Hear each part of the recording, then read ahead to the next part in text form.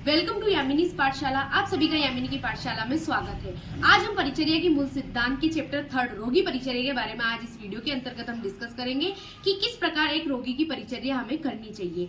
इसके अंतर्गत हम टॉपिक वाइज टॉपिक किस रोग में किस तरह की परिचर्या की जाती है इसके बारे में डिस्कस करेंगे, जिसमें से सबसे फर्स्ट टॉपिक अपना है स्वास्थ्य परिचय।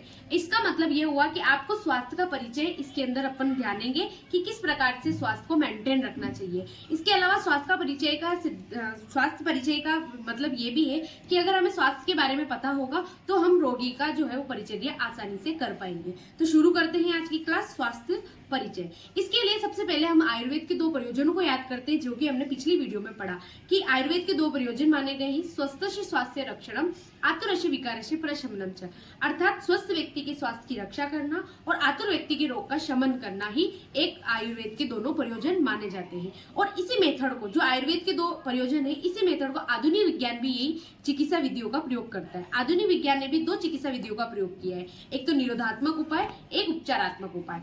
निरोधात्मक उपाय का अर्थ होता है प्रिवेंटिव केयर, यानी कि बीमारी होने से पहले जो केयर होती है, जो अपन बीमार होने से पहले अगर हम स्वास्थ्य को अच्छा रखेंगे, अच्छे से खाएंगे पिएंगे तो ऑलरेडी हम बीमार नहीं होंगे। तो ये तो होगी निरोधात्मक उपाय या प्रिवेंटिव केयर। लेकिन अगर आप बीमार हो गए हैं तो इसके लिए दूसरा जो चिकित्सा विधि है वो है उपचारात्मक उपाय। इसका मतलब है क्यूरेटिव केयर, यानी अगर आप बीमार हो गए हैं तो आपको कौन कौन सी औषधि लेनी है, कौन कौन सी आपको ट्रीटमेंट लेना है, उसके बारे में। इसके अलावा स्वास्थ्य को अच्छा रखने के लिए हम आयुर्वेद की जो 3 विधियां है, रात्रिचर्या, ऋतुचर्या और दिनचर्या, इनका अगर हम विधि पूर्वक पालन करेंगे तो हमारा स्वास्थ्य जो होगा उसका संवर्धन होता रहेगा।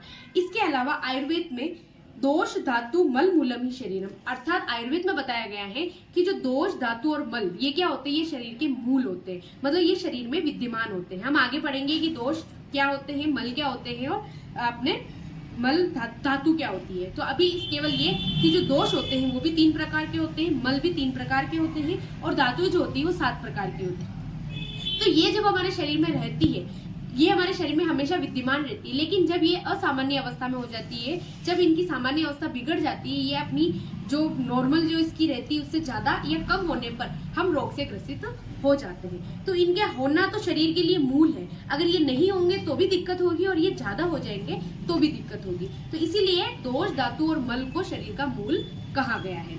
इसके अलावा जब विभिन्न कारणों से दोषों में मात्रात्मक व गुणात्मक परिवर्तन होता है तो वे अपने कर्मों का समय प्रकार से संपादन नहीं कर पाते, जिसके शरीर व्याधिग्रस्त हो जाता है। अर्थात जो दोष होते हैं वो दोष जब अपने कार्य को संपादन नहीं कर पाते हैं उस समय क्या हो जाता है, आपका जो शरीर हो जाता है वो आपकी किसी न किसी विकार से या किसी न किसी व्याधि से ग्रस्त हो जाता है। इसीलिए आचार्य चरक ने यहाँ पे बताया है कि विकारो धातु वैषम्यम साम्यम प्रकृति रुच्यते सुख संज्ञकम आरोग्यम विकारो दुख में उच्यते, अर्थात इसका अर्थ हुआ कि विकारो धातु वैषम्यम साम्यम प्रकृति रुच्यते, अर्थात जो धातु है उसकी विषमता को हम क्या कहते हैं, रोग कहते हैं, और धातु की समता को हम क्या कहते हैं, आरोग्य कहते हैं। यानी धातु जब विषम हो जाएंगे, अपनी जो सामान्य मात्रा है उससे कम या ज्यादा हो जाएंगे तो हमें रोग या व्याधि उत्पन्न हो जाएगी। लेकिन जब ये साम्यावस्था में रहेंगे तो हम आरोग्य रहेंगे, स्वस्थ रहेंगे।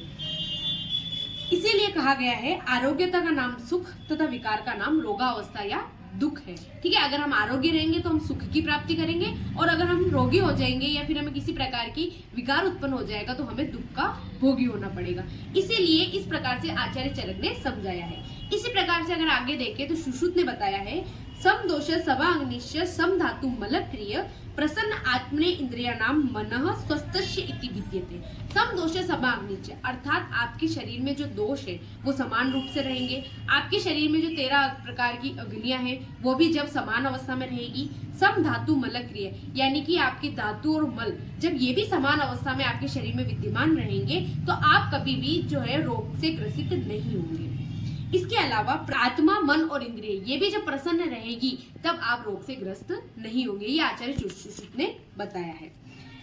आचार्य सुश्रुत द्वारा वर्णित पूर्ण स्वस्थ की परिभाषा है ये दोष अग्नि धातु और मल को सम्यक क्रियाओं को शारीरिक स्वास्थ्य, आत्मा का प्रसन्न रहना आत्मीय स्वास्थ्य, इंद्रिय का प्रसन्न रहना सामाजिक स्वास्थ्य तथा मन का प्रसन्न रहना मानसिक स्वास्थ्य बताया। अर्थात आचार्य सुश्रुत ने इस प्रकार से इस स्वास्थ्य की परिभाषा को डिफाइन किया है कि स्वास्थ्य क्या होता है कि जब आपकी धातु, मल, दोष और धातु, मल और दोष और अग्नि जब साम्य अवस्था में रहेगी तो आप शारीरिक रूप से स्वस्थ कहे जाएंगे।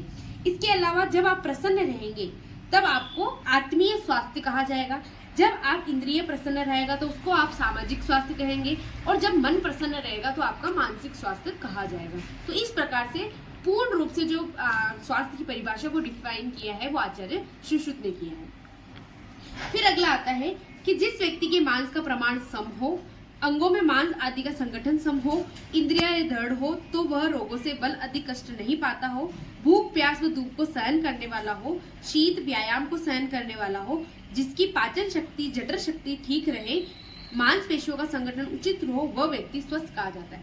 अर्थात जिसकी दोष, अग्नि, धातु, मल सभी साम्य अवस्था में होंगे, उसका जो शरीर होगा वो सुडौल होगा, उसकी मांसपेशियों की जो बनावट होगी वो बिल्कुल जैसी सामान्य व्यक्ति की होनी चाहिए वैसी होगी। इसके अलावा उसकी जो अस्थियां है वो भी समान रूप से होंगी, ना ज्यादा होगी ना कम होगी।